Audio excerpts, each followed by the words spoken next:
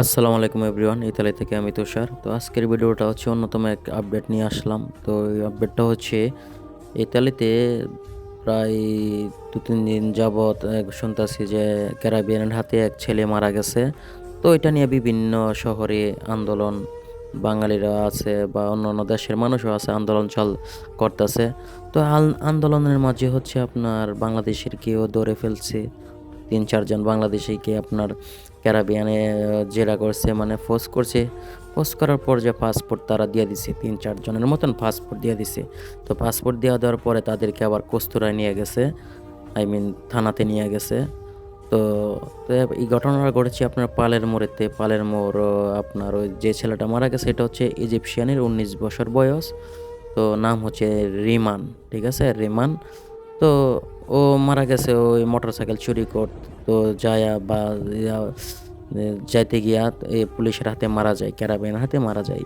তো মারা যাওয়ার পরে এই ঘটনাটা আরও তোলপাড় হয়ে যায় পুরো ইতালিতেই। তো গভর্নমেন্ট নিউজে এটা আসে নাই, তো প্রাইভেট পত্রিকা এগুলোই খবর আসে। তো ঠিক আছে, তো এখানে বাঙালিরাও মনে করেন যে আপনার সমস্যায় পড়ে গেছে। তো পাসপোর্ট দেওয়ার পর ওদেরকে কস্তুরায় নিয়ে গেছে। তো এখন মনে করেন যে সবাই বলতেছে ওদেরকে দেশে পাঠিয়ে দিবে বা দেশে পাঠিয়ে দিছে। তো আমরা তো আর শুনি নাই বা দেখিও নাই যে দেশে পাঠিয়ে দিছে নাকি না দিছে। তো আমরা যতটুকু সম্ভবত, যদি আপনার ইতালিতে ব্যাকগ্রাউন্ড কোনো খারাপ কিছু থাকে তাইলে এই কারণে ধরতে পারে যে আপনি মিছিল মিটিং করছেন, এই কারণে জন্য। তো তাহলে সবাইকে ধরতো, যারা যারা ছিল তাদেরকেও ধরতো। তো ২-৩ জনকে কী কারণে ধরবে আমাকে বলেন, ঠিক আছে? তো এটা নিয়ে ঘাবড়াইবার কিছু নাই ভাই। আর ইতালিতে আমরা যাই ঝামেলা করার জন্য আসি নাই, ঠিক আছে?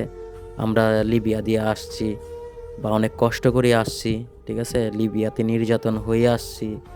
তো এরকম মানুষও বহুত আছে, তো প্রচুর টাকা লেন করে আসছি। তো এরকম বিষয় নিয়ে ইতালিতে কেউ আন্দোলন মিটিং মিছিল করার মতন না, মন মানসিকতা নেই, ঠিক আছে? তো এটাই। তো আপনার মিটিং মিছিলের জন্য আপনারা ধরছেন, আর এই দেশের মানুষ মিটিং মিছিল পছন্দ করে না, আন্দোলন পছন্দ করে না। একটা কথা মাথায় রাখেন। আর এই দেশে হচ্ছে আপনার আইন কারণ হচ্ছে, এই দেশে হচ্ছে আপনার আইন কারণ দেখবে, এই রুলসগুলো আপনি কখনো ব্রেক করবেন না।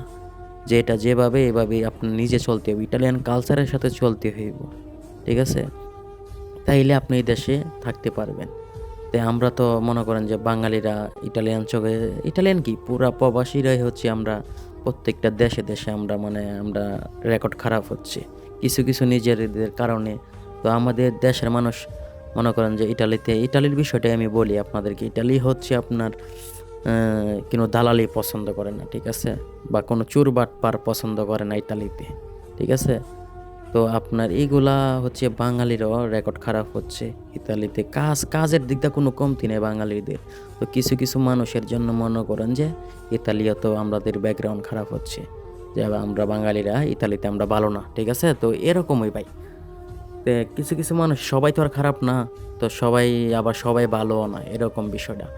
তে আমরা হচ্ছে বাংলাদেশের নাগরিক, আমরা এমনি আছি কাগজ নিয়ে খুব একটা ইয়ার মাঝে আছি, ঝামেলার মাঝে জড়িত। আমরা কাগজ পাইতাছি না, বা আমাদের দেশ হচ্ছে পাইজরসি করি। তো ঠিক আছে, তো ইজিপশিয়ান আপনার মরকোয়েশ ইতালিয়ানরা, ইতালিয়ান গভর্নমেন্টরা বা ক্যারাবিয়ান বা যেটাই ইটালিয়ান মানুষরাই পছন্দ করে না তাদেরকে, ঠিক আছে? তো তাদের সাথে আমরা কেন যাব মিটিং মিছিলে, কী কারণে যাব? এখন তাদের সাথে গেলেন, তারা দেখবেন যে মুখ পয়সা না করে দিবে যে আমরা কিছু করি নাই বা ইতানে আসছে, ঠিক আছে? দোষটা এখন আপনার উপর পড়ে গেল, তা লাভ হইল কি ভাই? কোনো কিছু হইল না, ঠিক আছে? তো এইটাই। এখন মনে করেন যে ইতালিতে থাকতে হইলে অনেক কিছু আমাদেরকে আইন কারণ বিষয়গুলো মানতে হবে, মাইনা থাকতে হবে, কাজ করতে হবে ভাই। আপনি ইটালিতে কোনো কিছু করবেন না বা কোনো অকারেন্স করবেন না, আপনারা ইটালিয়ান ক্যারাবিয়ান বলেন, ইটালিয়ান পুলিশ বলেন, কেউ কিছু আপনারা বলবো না, ঠিক আছে? আমি যদি যেই দেশে হই না কেন, শুধু ইটালিতে না, আমি অন্যায় করব আমাকে ঠিকই ধরবে, ঠিক আছে? ঠিকই ধরবে। এখন আমি মনে করেন যে কোনো অন্যায় করলাম না, আমার কি ধৈরা কী করবে ভাই? এরকমই আমরা আসছি ভাই, বাঙালি মানুষ, কাজ করতে আমাইছি, কাজ করব, খাইবো, ঘুমাইবো, ঘোরাঘুরি করব, শেষ। আমরা কোনো অকারেন্সে যাব কী কারণে? কেউ কইলো আমরা চলে যাবো, আমরা তো এরকম ভাই, এরকম হইলে কোনো দেশেই থাকতে পারবেন না, ঠিক আছে?